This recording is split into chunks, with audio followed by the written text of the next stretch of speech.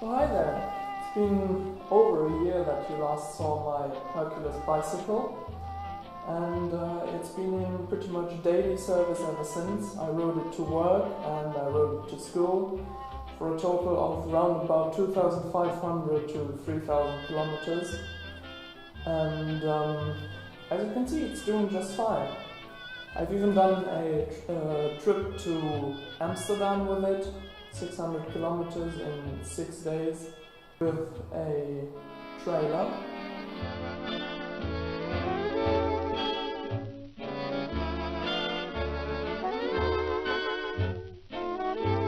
No, there hasn't been any real problems with it. However, I have done a couple of changes since the last video, and I wanted to go through these with you in this video today. One of the most striking optical changes I've made is I've switched the headlights and taillight because I didn't like the optics of the other one. It was way too flimsy in my opinion, and also it had a all plastic front, and I found this much nicer with chrome in the front and black paint in the rear. And here is the taillight. It is brass in the rear and black in the front, and it's a lot more period correct than the plastic one that was on there previously. Wintertime was over and I decided to pressure wash this thing, and in washing it I washed most of the paint of the Mudguards right off, and below that was mostly very deep rust, so I decided to replace the Mudguards. I thought about sandblasting the old Mudguards and repainting them, but then I looked them up and they were new rust-proof steel for 10 euros both front and rear, so I decided to do it that way. I did, however, repaint the middle part. They had very nice decals on there and I tried to copy the looks of them. You can see I was really new to pinstriping. At this part here they're pretty inconsistent, but then as I made the other decals as well, they look a lot nicer, and I think I have copied the looks of the original pretty good. All that I used for this was white sticker material, and I cut them to the desired shape and basically used a ruler and a pinstriping to put these red lines on here.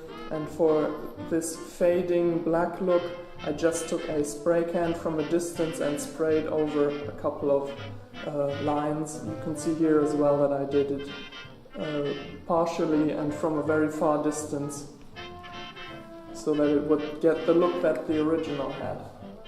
What I like very much about the new Mudguards is that it has this chrome nose at the front, because the old one was actually ending right about here, and this just gives it a little bit more extra prestige, whatever you want to call it. It just looks cooler in my mind.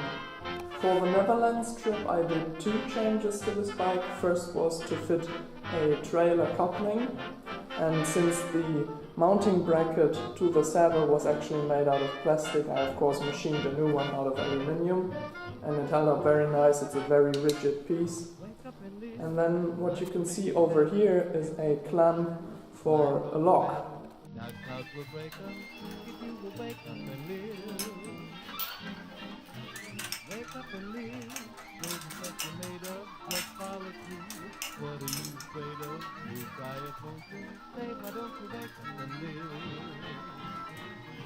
And this is how the lock mounts underneath here. It's really solid, it's not going anywhere, and although it's a little bit fiddly to install, I think it's pretty much the best way, because it's not going to take up any space, it's not going to hinder mounting anything on the luggage rack, and doesn't obscure the frame in any way. I also changed for a period correct chain guard. The old one was way too flimsy, and then the bike fell on its side once and it was basically bent to bits, so this one is a lot more rigid and it's really bolt up.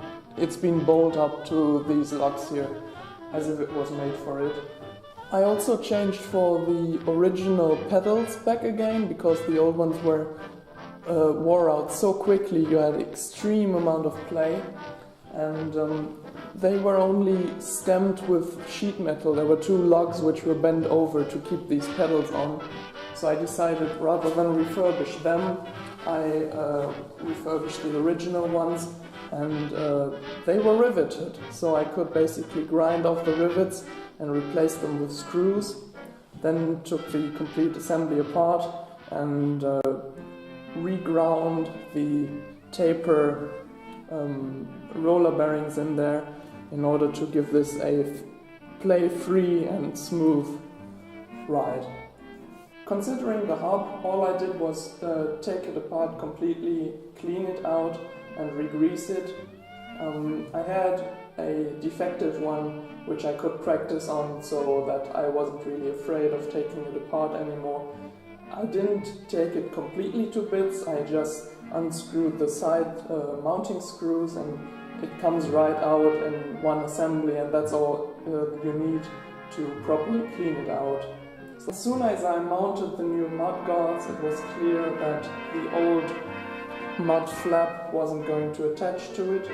These are a little bit shorter as well, so that they would basically spray the entire undercarriage of the bike. So all this was basically contaminated with dirt as soon as I rode through mud once. And it of course would ruin my pants as well, and my shoes were dirty, so I really wanted to have the mud flap back again. And so I did a little bit of an excessive construction here, but I had a lot of brass sheet metal over, that's what I used, and then just use a couple of bolts to properly fix it in place. The last change I've made is pretty much safety-wise.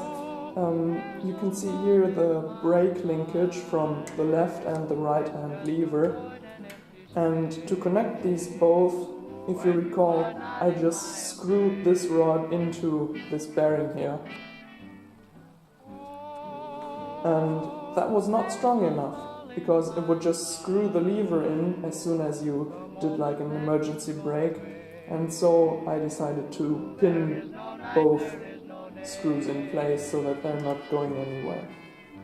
I'm pretty sure you want to see this bike in action again, so here's a bit of footage I took from the last ride I did, and it's been very difficult with this camcorder to film while riding. It just isn't really convenient. I don't know what's different to the old camera, but the footage is a little bit shaky that I took on the bicycle. I do apologize for that, but here's where I went.